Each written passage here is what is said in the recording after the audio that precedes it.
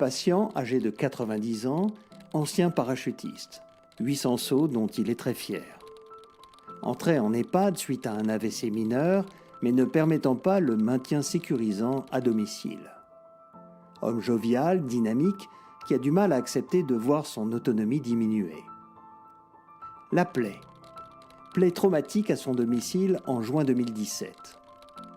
Entré en EHPAD en décembre 2017 avec une plaie chronique se situant au niveau du tendon d'Achille, derrière la jambe droite, sensible voire douloureuse selon l'état clinique de la plaie. Un bilan vasculaire a démontré une plaie à composante veineuse. Il y a un œdème et artériel, IPS 0,6. Étant donné son âge et suite à la dégradation de son état de santé, les objectifs initialement curatifs sont devenus palliatifs, avec une prise en charge de la douleur et du risque de surinfection pour un confort de fin de vie. La plaie a été prise en charge de septembre 2017 à début mars 2018, où un AVC massif l'a emporté.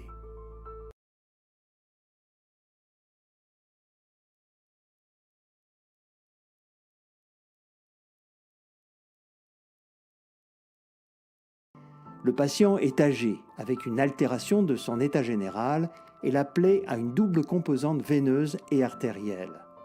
Quels sont les risques de cette plaie ? Cochez les bonnes réponses dans la liste suivante.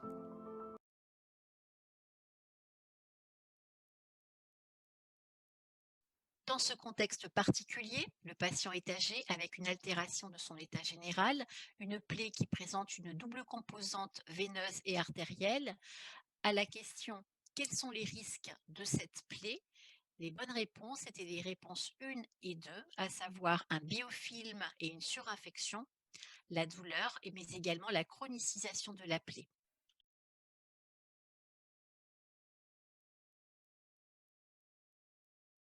Effectivement, l'âge du patient, l'altération de son état général entraînant une baisse de ses défenses immunitaires et l'artériopathie, ainsi qu'une augmentation de la charge bactérienne, exposent la plaie à un risque infectieux, ce qui va engendrer douleur et dégradation de la qualité de vie, exposant également au risque d'engager le pronostic vital du patient.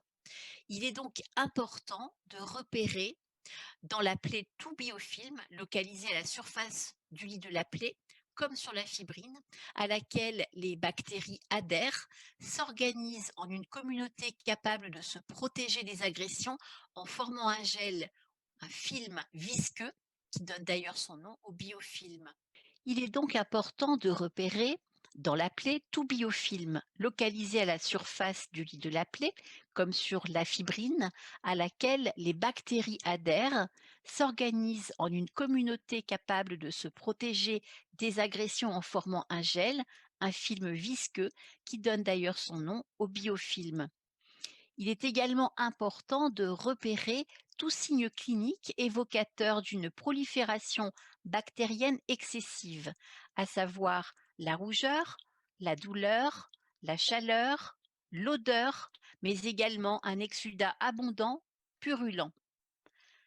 Préventivement, le soignant doit bien sûr s'assurer d'un soin de plaie de qualité et choisir à cet effet un pansement efficace permettant de limiter la charge bactérienne.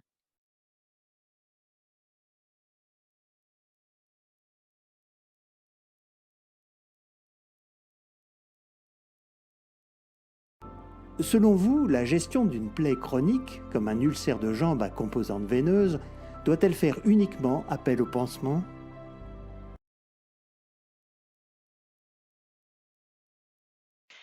À la question la gestion d'une plaie chronique telle qu'un ulcère de jambe à composante veineuse doit-elle faire uniquement appel au pansement? Les bonnes réponses étaient les réponses 2 et 4.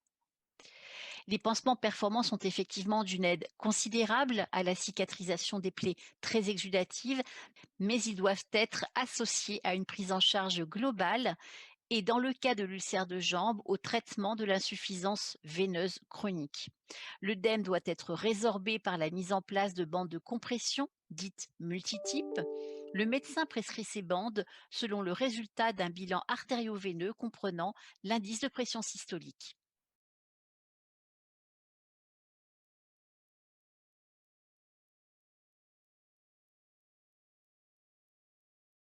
Ce patient de 90 ans présente une artériopathie non compensée, IPS 0,6.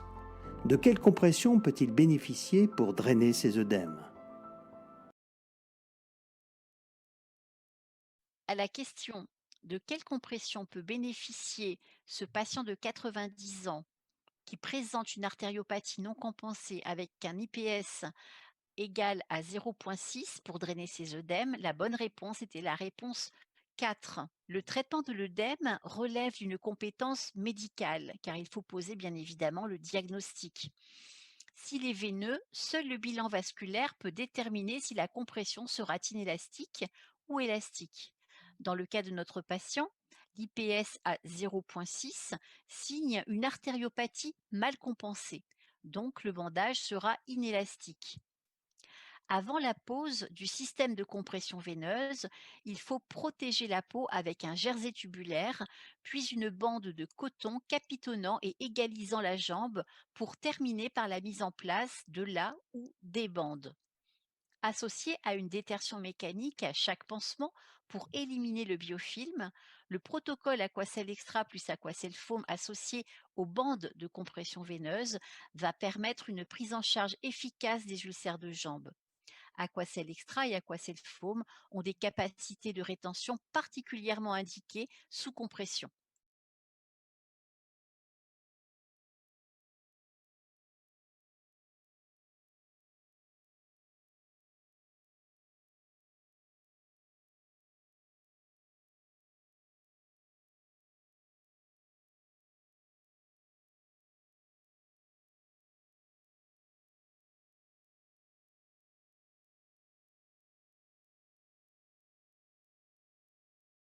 La bonne réponse était la réponse 1.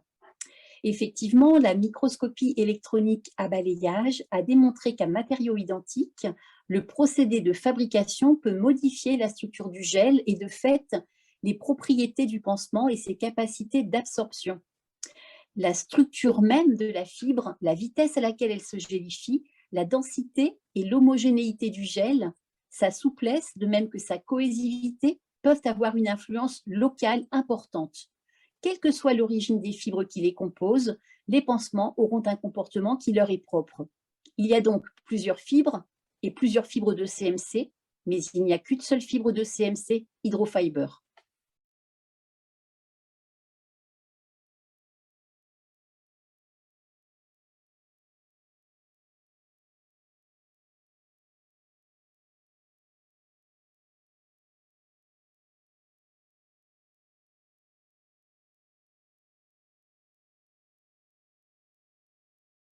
C'est effectivement Aquacel qui a la propriété de rétention bactérienne la plus élevée. Alors, le saviez-vous justement? Les fibres de CMC issues de la technologie Hydrofiber diffèrent de celles des alginates par leurs caractéristiques et leurs propriétés. Elles ont notamment démontré un mécanisme passif combinant à la fois la séquestration, c'est-à-dire l'absorption des bactéries, mais également des propriétés de rétention bactérienne supérieures aux alginates et supérieures également aux pansements hydrophobes, notamment sur le staphylocoque doré et sur le pyocyanique, deux germes, comme vous le savez, ayant une synergie de virulence dans la formation de biofilms. Les fibres de CMC Hydrofiber combinent ainsi des propriétés de séquestration et de rétention bactérienne pour une meilleure efficacité dans la prévention du risque infectieux.